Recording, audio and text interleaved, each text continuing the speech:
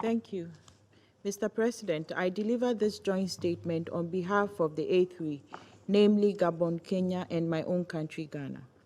We thank High Representative for Disarmament Affairs, Ms. Izumi Nakamitu, for her briefing and welcome the participation in this meeting of the representatives of the Syrian Arab Republic, the Islamic Republic of Iran, and Turkey. We take note of the contents of the 110th monthly report of the OPCW and welcome the submission of the 108th report of the Syrian Arab Republic. We are reminded yet again of the lack of substantive progress as far as efforts aimed at eliminating the country's chemical weapons program are concerned. We also note the Syrian Arab Republic's submission of a document entitled the General National Document regarding the cooperation of the Syrian Arab Republic with the OPCW between 2013 and 2022 to the Secretariat of the OPCW on 15 November 2022 and look forward to receiving a copy of the document. Mr. President, we are, however, deeply worried about this lack of tangible progress by the stakeholders to fully address the issue in accordance with the Chemical Weapons Convention and this Council's Resolution 2118 and bring closure to the matter. We underscore that the full cooperation of the Syrian National Authority with the OPCW and its compliance with all aspects of the decision of the Executive Council of 27 September 2013 is critical to the breaking of the current impasse on the elimination of the country's chemical weapons program.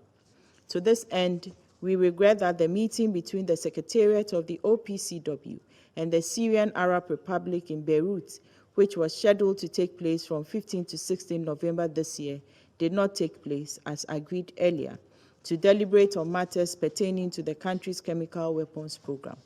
In this regard, we reiterate our call on the Syrian National Authority to engage constructively with the Secretariat of the OPCW to satisfactorily resolve all outstanding issues and hold the 25th round of consultations with the Declaration Assessment Team. Mr. President, it is our hope that the ongoing communication between the focal points of the two sides to agree on the agenda for the proposed high-level meeting will yield the desired outcome that will ultimately set out a roadmap to address the persistent divergence between the positions of the OPCW and the Syrian authorities regarding the outstanding gaps, inconsistencies, and discrepancies. The prompt resolution of this investigation will allow both the Syrian National Authority and this Council the opportunity to rededicate precious time and resources to the other existing challenges facing the Syrian people. Mr. President, we remind the international community that the use of chemical weapons in Rif, Damascus on 21 August 2013 and the resultant death of civilians that outraged the world and spurred it into action should continue to galvanize us in our quest to completely eliminate the country's chemical weapons program and ensure justice for the victims. Meanwhile, we acknowledge the generous contributions and pledges of up to 37 million euros by a number of countries to the Trust Fund for Syria Missions, which was established in November 2015 to support the fact-finding mission and other remaining activities of the OPCW in the country, including the work of the Declaration Assessment Team and the Investigation and Identification Team, among others. We remain committed to the established norms against the use of chemical weapons and support all efforts to rid their production, storage, or use.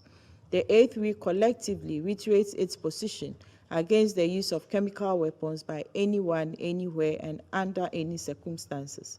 Mr. President, in concluding, as we reaffirm our support for Resolution 2118, we renew our call for enhanced engagement between the OPCW Technical Secretariat and the Syrian National Authority to address all outstanding issues which constrain meaningful progress in the full implementation of the resolution. I thank you.